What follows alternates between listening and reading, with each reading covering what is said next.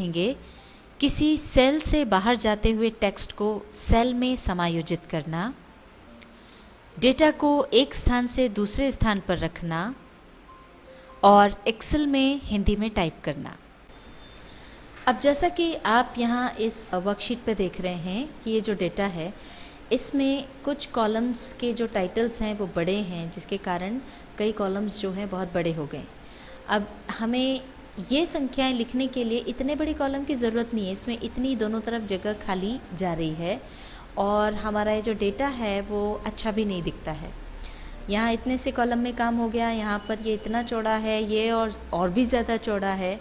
अब अगर हम इसको छोटा करने की कोशिश करते हैं, जैसे यहाँ से हम इसको ड्रैग करके अगर इतना छोटा करते हैं, जैसे ये अब कॉलम का साइज़ ठीक हो जाए, तो यहाँ पर देखेंगे आप कि यहाँ से हमारा जो टाइटल था वो टाइटल जो है कट गया है, वो अब यहाँ पर पूरा नहीं आ रहा है।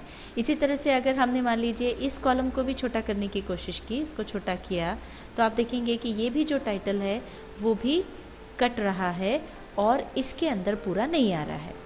तो ऐसे में हम क्या करें कि हमारा कॉलम भी जो है वो बाकी कॉलम्स के साथ साइज़ में आ जाए। तो उसके लिए ये जैसे हमने सारे कॉलम्स जो हैं वो ड्रैग करके छोटे तो कर दिए हैं, पर इनके साथ ही सबके टाइटल्स जो हैं वो कट गए हैं। इसके लिए हम होम टैब के अलाइनमेंट ब्लॉक का उपयोग करेंगे। पहले हम इसे सिलेक्ट कर लेंगे। ये हमारे जितने भी टाइटल्स कट रहे थे उनको हमने सिलेक्ट किया और इसके बाद हम जाएंगे अलाइनमेंट ब्लॉक में रैप टेक्स्ट पर। इस पर जाकर क्लिक करेंगे तो ये देखिए, जैसे ही आपने क्लिक किया तो अपने आप ये जो रोज़ थी जिसमें ये टाइटल लिखे थे उनकी हाइट बढ़ गई और उनकी हाइट बढ़ जाने से जो भी हमारा टाइटल था वो अपने आप उसमें पूरा आ गया। अब ये सारे जो हमारे टाइटल्स हैं वो आपको दिख तो पा रहे हैं, पर अब अगर आप फॉर्मेटिंग देखेंगे तो ये कुछ बीच में है, कुछ ऊपर से है, ये बिल्कुल नीचे हैं, तो ये अच्छा नहीं लग रहा है।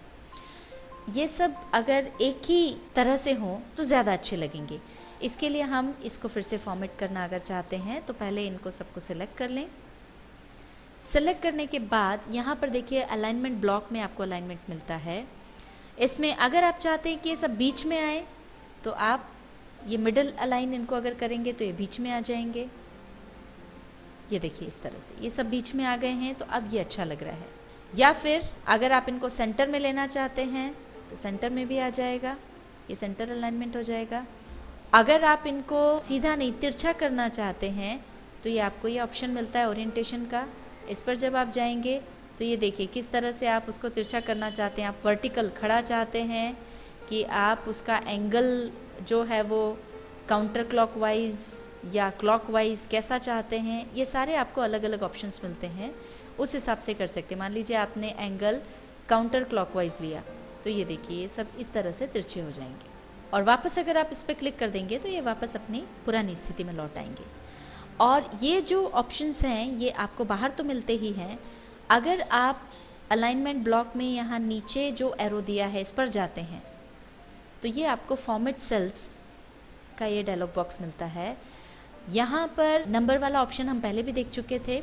अब यहाँ पर ये अलाइनमेंट के लिए ऑप्शन है। टेक्स्ट अलाइनमेंट में हॉरिजॉन्टल जो है, हॉरिजॉन्टल यानी इसमें आप राइट अलाइनमेंट चाहते हैं, लेफ़्ट अलाइनमेंट चाहते हैं या सेंटर अलाइनमेंट चाहते हैं। मतलब आप टेक्स्ट को इस तरफ से शुरू करना चाहते हैं या राइट की तरफ से शुरू करना चाहते हैं या बीच में चाहते हैं, इस तरह का अलाइनमेंट आपको मिल जाएगा। जैसा आपको चाहिए वो आप देख सकते हैं, लेफ़्ट, सेंटर, राइट, जो भी आप चुनना चाहें। हमें सेंटर चाहिए, हमने सेंटर लिया। वर्टिकल में ये ऊपर से नीचे, खड़े में आप ऊपर चाहते हैं या नीचे चाहते हैं या बीच में चाहते हैं। तो यहाँ पर आपको मिलेगा टॉप, बॉटम, सेंटर, इसमें से आप जो है चुन लें। ये भी हमको सेंटर चाहिए, हमने चुन लिया।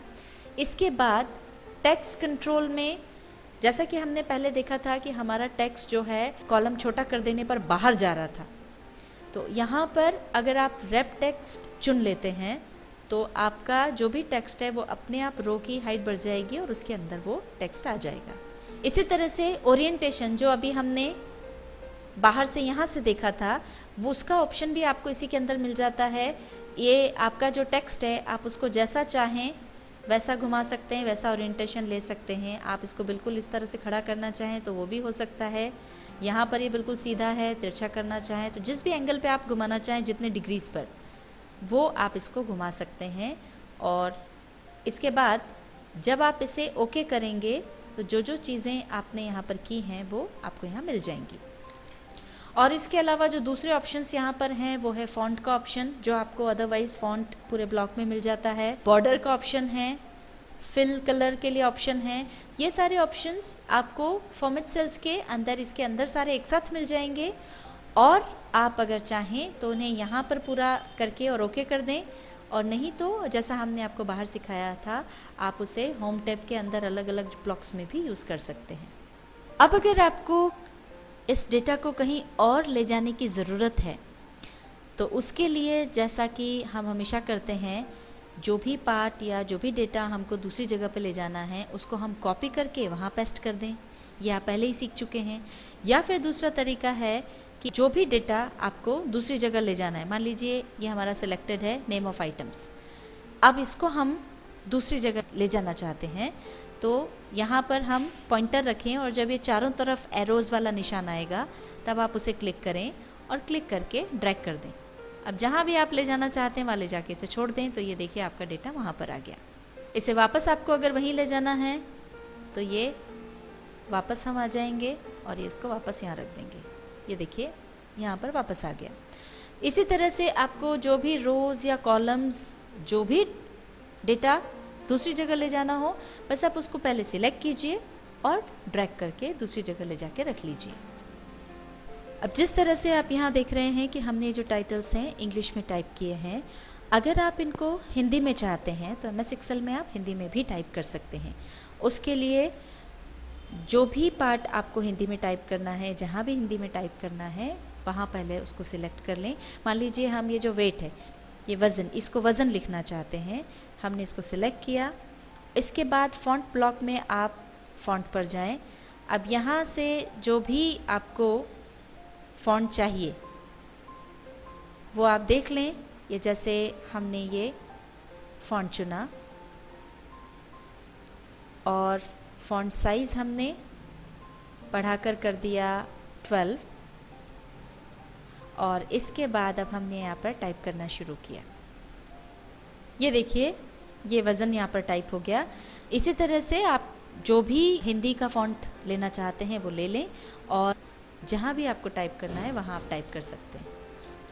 अगर आपको हिंदी टाइपिंग नहीं आती है या उसमें कोई दिक्कत हो तो आप पहले हमने जो सिखाया है हिंदी टाइपिंग का ट्यूटोरियल, वो आप देख सकते हैं, वहाँ से सीख करके और फिर MS एक्सेल में भी हिंदी टाइप कर सकते हैं। MS एक्सेल 2007 के इस अध्याय में हमने सीखा किसी सेल से बाहर जाते हुए टेक्स्ट को सेल में समायोजित करना और डेटा को एक स्थान से दूसरे स्थान पर रखना, और साथ ही सीखा एक्सेल में हिंदी में टाइप